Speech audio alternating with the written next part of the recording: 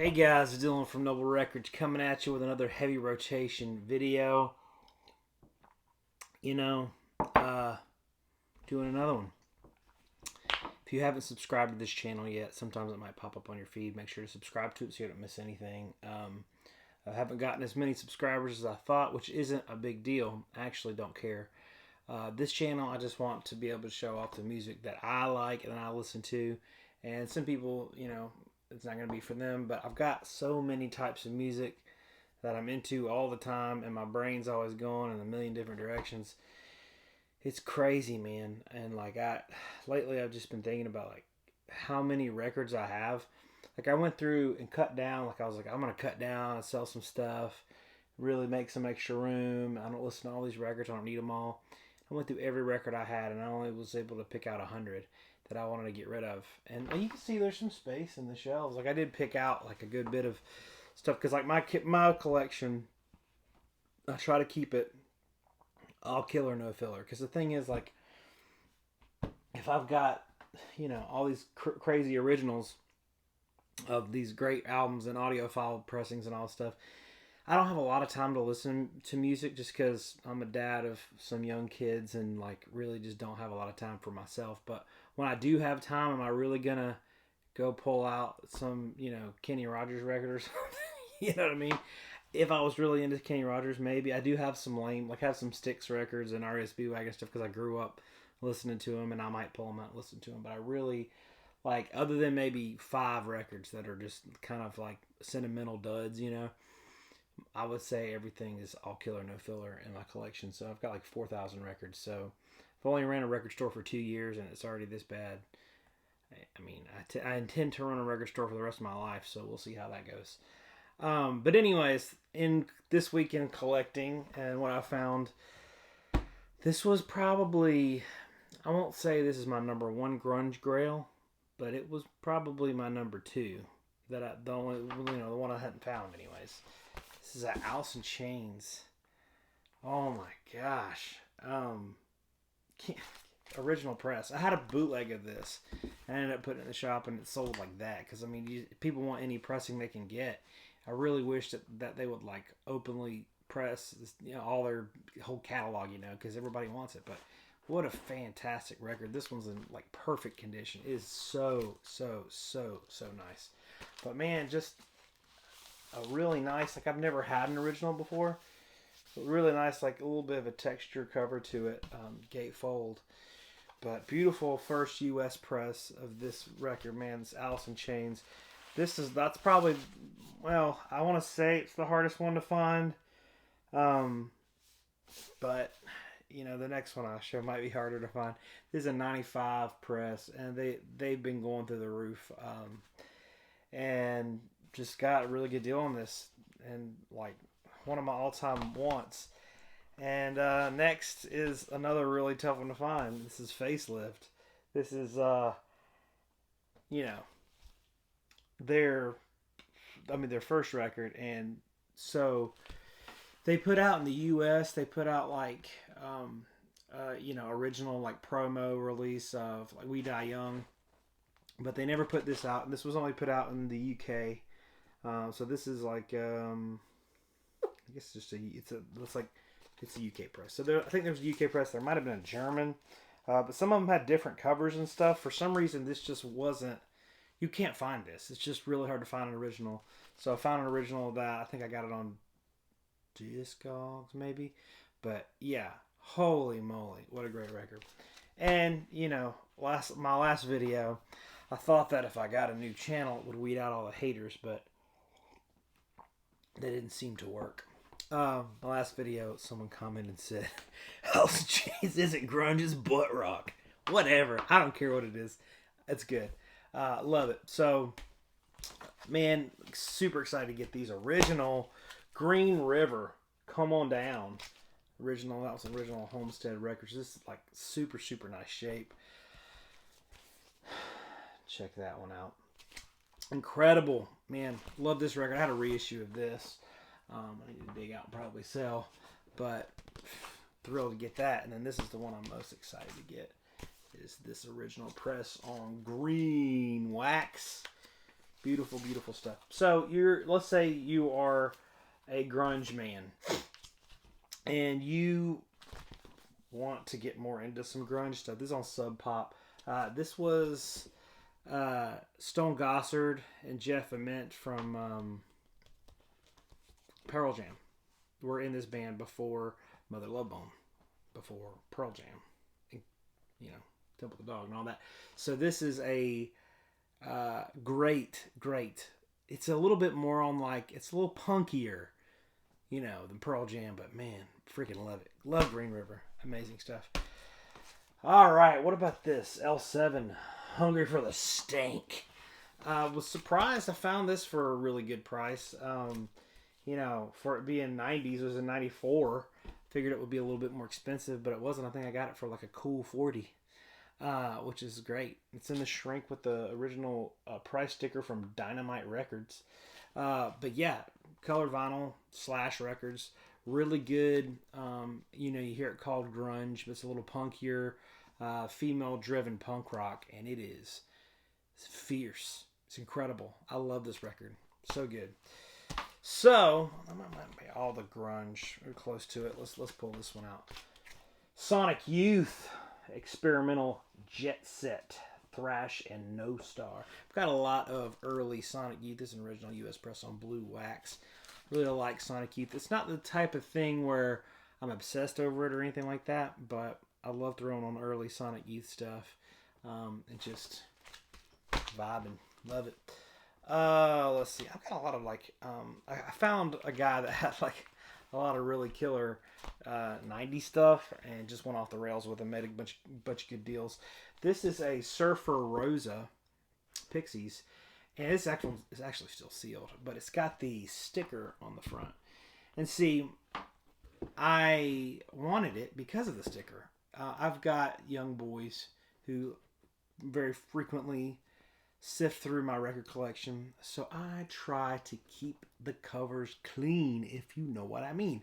I don't want a bunch of dirty album covers, and so this is an album that I absolutely love, but it's got some nudity on the cover, which I'm not a fan of. But I knew about this with the sticker because I found one before with the sticker, and I was like, I got to get one with the hype sticker.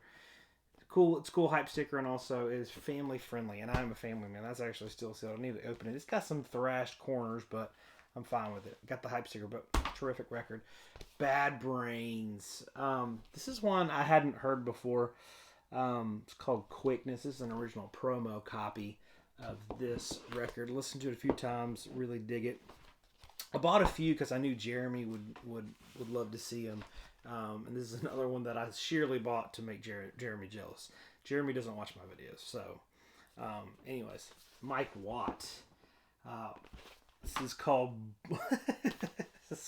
Ball Hog or Tugboat. This is a 1995 pressing. It's on blue vinyl. It is a really weird record as the cover looks. Funny thing about Mike Watt. So Jeremy, you guys know Jeremy from my videos. He's the punk expert that works at the shop. He's got long gray hair, and everyone tells me he looks like Garth from Wayne's World. Sorry, it's late at night. Anyways, so he is obsessed with Mike Watt, and so something happened. I'm probably butchering the story, but he got up with Mike Watt. Mike Watt was coming through Charlotte on a tour, and Jeremy's band opened for Mike Watt, and he was so freaking stoked about it.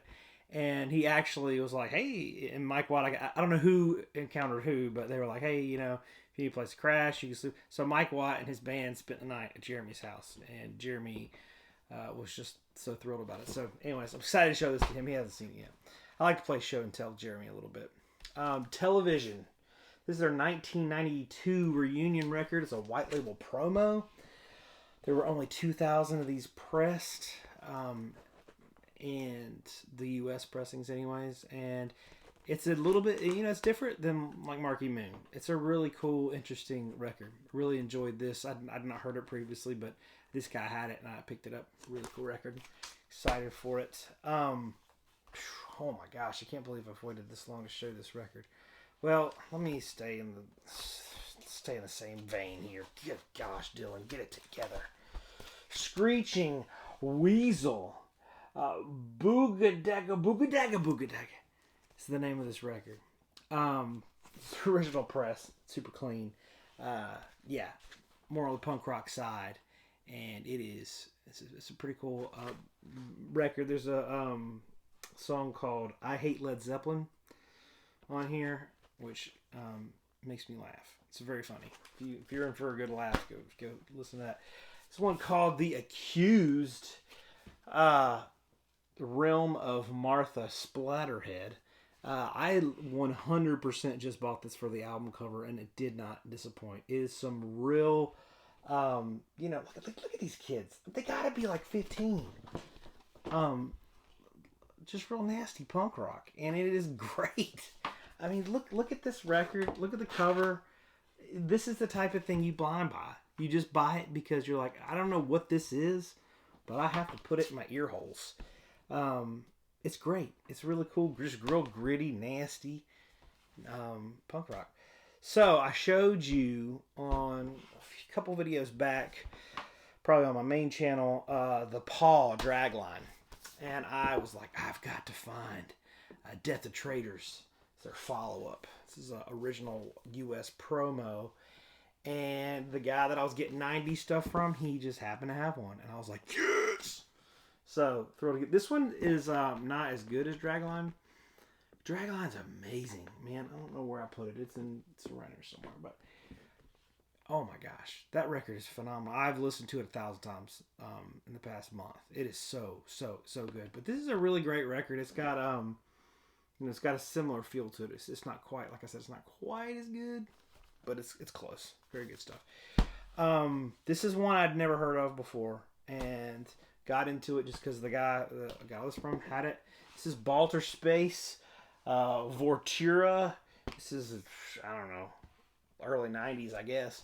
But, yeah, I know I'm talking out of my butt here on some records, but that's just being honest with you guys. I'm not going to, study up on it and give you a full report and pretend I've known it my whole life. Never heard this before. There's a song here called X. It's probably the standout track for him, but it's like noise rock. Similar, same vein as Sonic Youth, but a little bit harder. But man, I really enjoyed this record. I've listened to this a lot. Out of this whole stack, probably this one maybe the most. But really enjoyed this record. Check it out. This is a weird one. So this one's called Dionysus, Dionysos. This is French-Canadian psychedelic prog rock. That's a mouthful.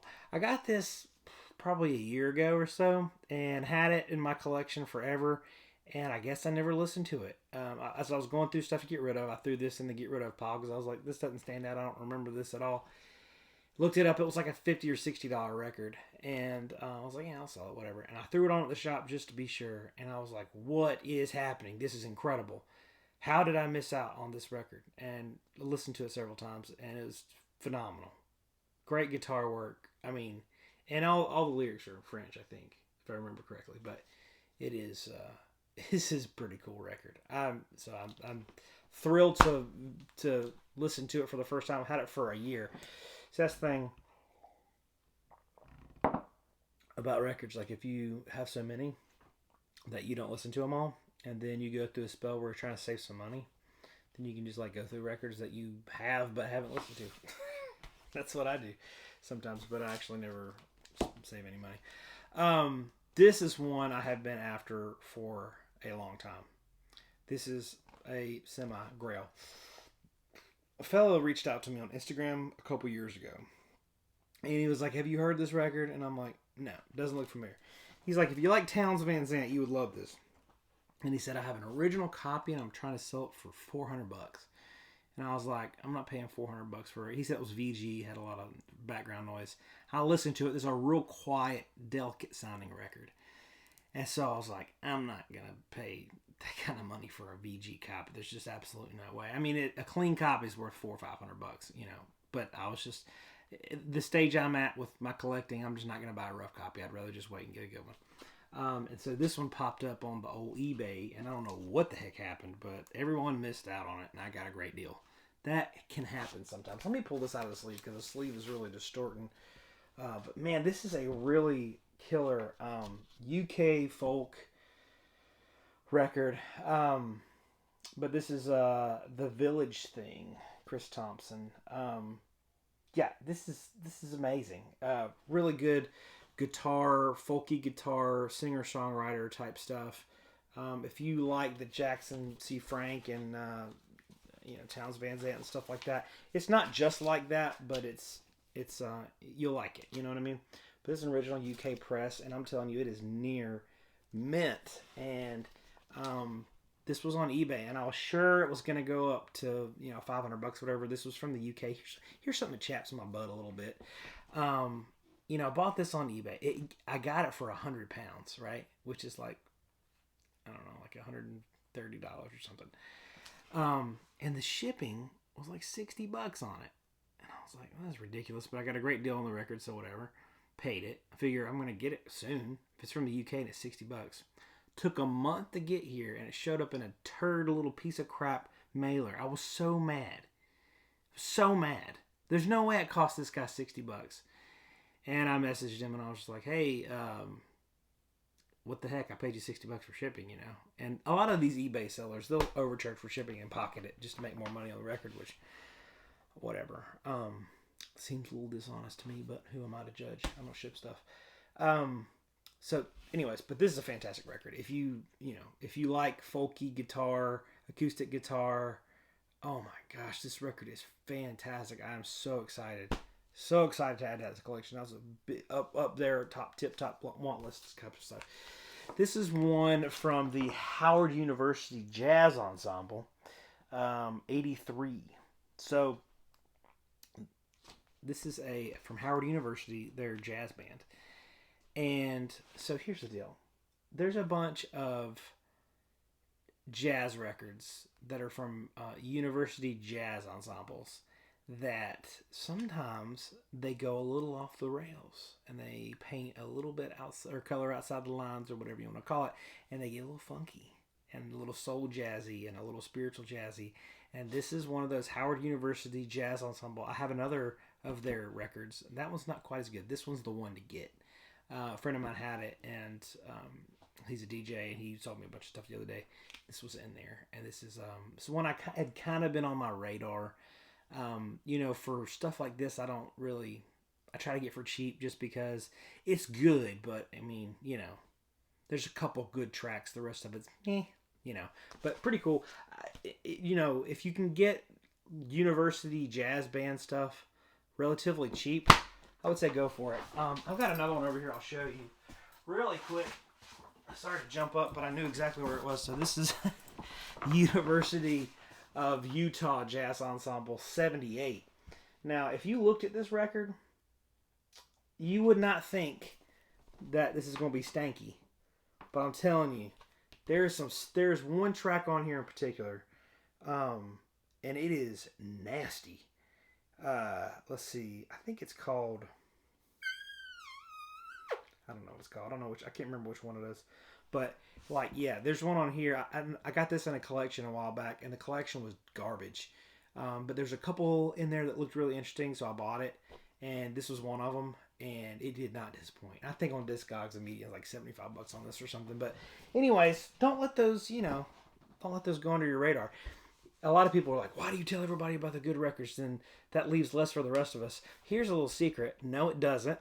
Because if people don't know they're worth anything and they're at Goodwill or they're a thrift store or they're digging through a collection that's going to get thrown out or something like that, these are incredible records that no one's ever heard are they going to get discarded. And so by letting more people know what to look for, you're putting more in the pipeline. So they're going to get that record and most likely not like it. So they're going to trade it in at their local record store. And then they're going to sell it to a collector that could be you that likes it. And sure, you don't get it for $1, but at least it doesn't go in the garbage and there's more copies in circulation, so you have a better shot of getting one. That's my logic. Let me know what you think about that. So, this is some stuff I got from my DJ bud. Oh my gosh, there's some good stuff in here. So we're gonna go in. There's a lot of there's some psych in here. There's some jazz in here. There's some funk in here, and there's some library records in here. Now I meant to bring it out here with me, but I forgot. There's a book called Unusual Sounds. I would look into that. If you have if the library records are interesting to you at all, I would look into it. I showed a bunch of library records on my last heavy rotation, and I love library records. It's funny, I was thinking about it the other day. I was like, I remember there was so many times where I was like, if I could just get these following records, I would be happy, and I wouldn't even need to collect anymore. But see, now I'm collecting stuff I didn't even know existed a year ago or 2 years ago. And it's just crazy. And I wonder how much there is out there that I have no idea that even exists. In 5 years, I'll be after some weird, I don't know, some weird middle of nowhere, bluegrass from southern Kentucky or something. I don't know. I mean, who knows what I'll be after. But anyways, so this is, dadgummit, hold on. The refrigerator's making a noise. I have a refrigerator in here. Let me shut this door or as not to get distracted by the noise. Man, see, since I don't edit these videos, this normally happens, but I'll cut that out. But anyway, so we'll go with this one. This one's called Hummus Tus Oídos Mientan. As you can tell, I'm very fluent in Espanol. But this is psych rock from Mexico. I listened to this a little bit. It was 1992, so it's a little bit out there. I need to visit this a little bit more, but this came with it, so I thought I'd show it. A lot of library stuff. So this one is really weird. This is called Drumo Vocalo, and this is the international music label, Studios Europa Sonar. This is a library record, and you could tell it's going to be nasty. And this is a really weird, it's just drums. So it's like drums with like effects, like weird drum patterns with like a lot of reverb on them and stuff like that. You have to be weird to like stuff like this, but it sounds so cool. It's just a weird sounding record, but it's cool. This is called Pictures. Don't know a lot about this one. This is French. It's okay. It's pretty good. This one's called Media Music, The Professional. Now this is one that's kind of like the KPM, where there's a lot of different covers, or there's a lot of different albums, but they all have the same cover. They just have like different information on them. So this is called Biorhythm and Rocket Rhythm. But this has got some real funky stuff on it. It's been sampled. I think this particular one's been sampled pretty heavily, so it's kind of more sought after. But there's a lot of funky licks on this one. This is one that is not a library, but it is this is kind of a French jazz grail. Malagasa. I can't speak French, but this is what it is. So I posted a little short video on Instagram. It's kind of a flip through of some things I found this weekend, and a bunch of people were like, "Holy moly, I can't believe you got that!" But this is some really cool. It's like spiritual jazz type, but it's like French.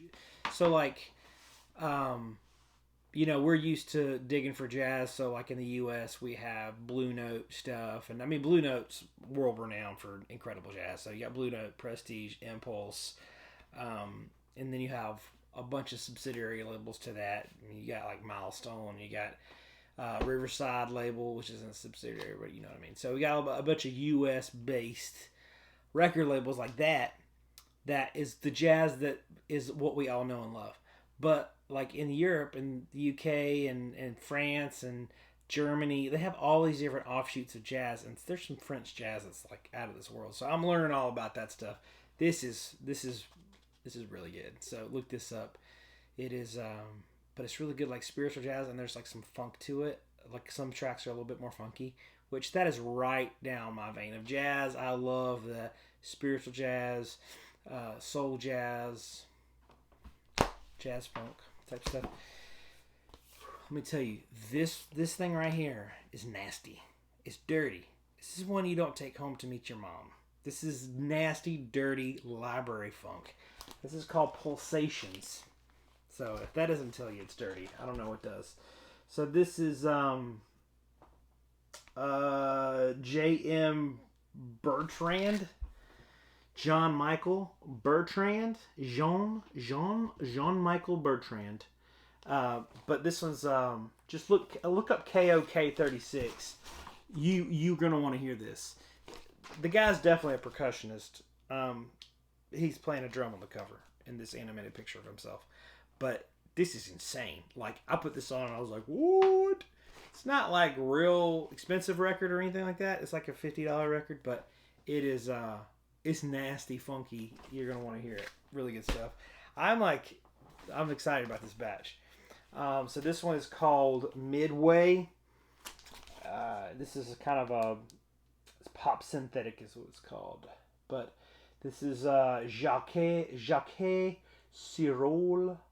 Music for radio and TV, music illustrations and film music. So this is really good. I believe this is a French library. But yeah, this one's really good too. This one's a little bit more easy listening. And so like I think we have a warped perception of easy listening. So a lot of people, when they hear the word easy listening, they're like, oh no, Herb Alpert and Tijuana Brass. But this is not the type, same type. Like French easy listening is much better. So this is killer. Really good stuff. This is nasty one. So this is Herbie Salvatich #1. Yeah, look this one up and listen to some tracks off of it. Real funky, real killer. This is one of the best ones in the stack. This is Oscar Rochi. I am absolutely, probably, definitely butchering these names, but you can look this up and listen. All these library records, look them up and listen to them. You'll have fun with it. It's you know. This one's called Quinsisasm. It's too late, and I'm too tired to be reading languages I don't know. That's just water. But this one's really cool jazz too. I need to spend some more time with this one, but it looks a little more nasty than it really is, but pretty cool French jazz record. Ooh, this one's dirty. Tony Bizarro Nice Inverno. This is some Brazil MPB funk. Really funky, dirty Brazilian funk. This guy's wearing a leather jacket with no shirt underneath it. If that doesn't say nasty, dirty MPB Brazilian funk, I don't know what does. Very good stuff. Showing you a bunch of weird stuff.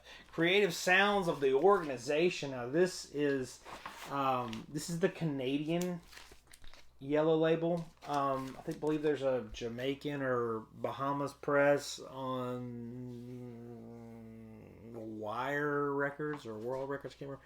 Anyways, this one is it's got a couple dirty, nasty, funky, but it's a little bit more island reggae funk. This was kind of a little bit of a grail. Very, very good one. Man, I'm butchering this today. I'm so bad at my job. This is a reggae grail. This is called 1-2 Sister Nancy. Now, I actually already have a copy of this. I've got my copy is kind of beat, so I'm gonna trade it to a buddy of mine. But this one is like stone mint. This has got to be the cleanest one ever. As far as reggae stuff goes, you don't see stuff this clean. I'm gonna show you the label. These labels are sweet techniques. But yeah, really, really good. Like reggae with a little bit of boogie vibe to it. Very good stuff. I've had one for a while. Let's go Patchwork. These Patchworks are great. This one's killer. Man, let me tell you, this one, I'll just show you this dramatic action. This is themes. So this is like soundtrack themes. It's actually pretty good. It's got a little bit of grit to it. So it's not just like there's some library records that aren't worth anything. There's some library records that are worth $5, and there's library records that are worth 5,000. It's like anything else, and there's thousands of them. So it's like you can never get them all, but you can sure as heck try. This is one of my favorites of the whole bunch. So this is called Images. It's by I believe his name's Paul Wilshire. His name's not on the cover, but from what I remember is his name's Paul Wilshire. But yeah, this is nasty. Holy moly. And it's like it's really like dirty funky, but then he also plays like steel guitar on it. like lap steel and like pedal steel, probably pedal steel if I'm being honest. But it's nasty, and it's like funk with pedal steel. You gotta. So it's called Images. Studio G. The catalog number is LPSG4002. Look it up and listen to it if that's your vibe. It's nuts. And then this is Ian Carr Nucleus. It's an original UK on Labyrinth. This is one of the Ian Carr Nucleuses that I don't have. Now, most of the really good Ian Carr Nucleus stuff is pre-Spaceship Vertigo. Now, what I mean by that is this is a, Vertigo Swirl, okay? This is a Spaceship Vertigo. So, it's the Vertigo with the spaceship on it. This was early 70s. So, this is 73. 73 UK, so it's got the spaceship. Now, some other countries did this in a swirl. I believe Spain had a swirl. But anyways, most of the better music in general is on the swirl because it was earlier. So a lot of the, like, Ian Carr, Belladonna, and then the other Nucleus records that are early 70s, late 60s are really, really killer. This one's still really good, though. So I'm excited to add this to the collection. There's a lot of, like, late 70s, early 80s Ian Carr Nucleus stuff that I am not super into, but this is a good one. And so that's just my stack that I got this week. So that's a pretty hefty little haul there. Again, like, if you don't follow my personal account on Instagram, this is no self-promotion. I'm just letting you know if you want to hear some of these sound clips, I'm going to be posting some of this library stuff and a couple of the other ones on there this week. I'm trying to get better at posting sound clips of stuff that I want you guys to hear. Some of the stuff you're not gonna be able to hear. It's not anywhere. So check that out. It's called Find This Record on Instagram. If you don't follow me there, then it's fine. We're still friends. I don't care. It's just social media. So anyways, so I hope you guys are doing good. Tell me about some of your recent finds, and if you have any library records, please sell them to me because I am on a huge library kick. And still on a grunge kick too, but man, it's like, they're neck and neck here. But that's just library stuff. I don't really know. I don't know why I like it so much. I just do. It's so weird because it's this music that's so good and no one knows about it. Like, no one knows about it. And like a lot of these musicians, only like the deep record heads. Like, I'll be honest. I really honestly think that record collectors preserve this stuff. I mean, they preserve this music or else it would not be known.